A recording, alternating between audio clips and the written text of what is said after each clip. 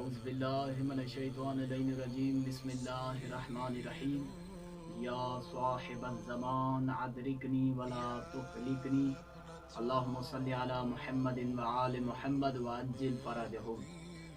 नाज़रीन मोहतरम, जो कि हमारा सफ़र जारी है वो है मुलाकात इमाम ज़माना अलैहिस्सलाम पर गुफ्तगू हो रही है। तो इससे पहले भी हमने आपको बताया मासूमीन अलैहिस्सलातु वस्सलाम की फरामीन की रोशनी में मौला ने क्या फरमाया कि गैबत सुगरा और गैबत कुबरा में भी मौला इमाम ज़माना अलैहिस्सलाम से मुलाकात हो सकती है। तो इसके बारे में काफ़ी सारे उलमा कराम को जो मुलाकात हुई उनका हमने सफ़र का आगाज़ किया है, पहले भी जिक्र कर चुके हैं। और आज जिस हस्ती का जिक्र करने जा रहे हैं उनका नाम है सैयद बाकिर कज़विन। और ये वो आलिम दीन है कि जब नजफ़ अशरफ में मुल्क इराक़ में जब वबा आई थी 1246 हिजरी में, तो इस वबा आने से पहले अमीर अल-मोमिनीन अलैहिस्सलाम ने ख्वाब में आकर इस आलिम दीन को ये बात बताई थी कि इराक़ में एक वबा आने वाली है जिससे काफ़ी लोग मारे जाएंगे और आखिर में जो जिसकी मौत होगी वो तुम खुद होगे। तो ये वो आलिम दीन है कि नजफ़ अशरफ में जब ज़ायर आते थे ज़ियारत करने के लिए तो हरम में उस वक्त बैठे रहते थे जब तक ये आलिम दीन आते थे। तो इनके हाथों का बोसा लेने की कोशिश करते थे लेकिन ये बोसा लेने नहीं देते थे।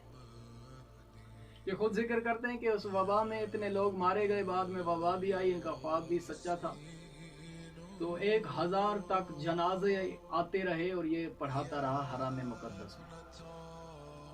तो इनका बेटा है सैयद जाफ़र, वो रिवायत करता है कि एक दिन हम मस्जिद सहला की तरफ जा रहे थे शब बुध।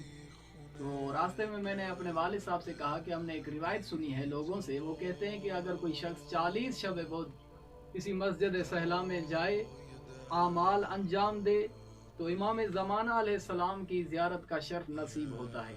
लेकिन इस रिवायत की कोई असलियत नहीं मिलती।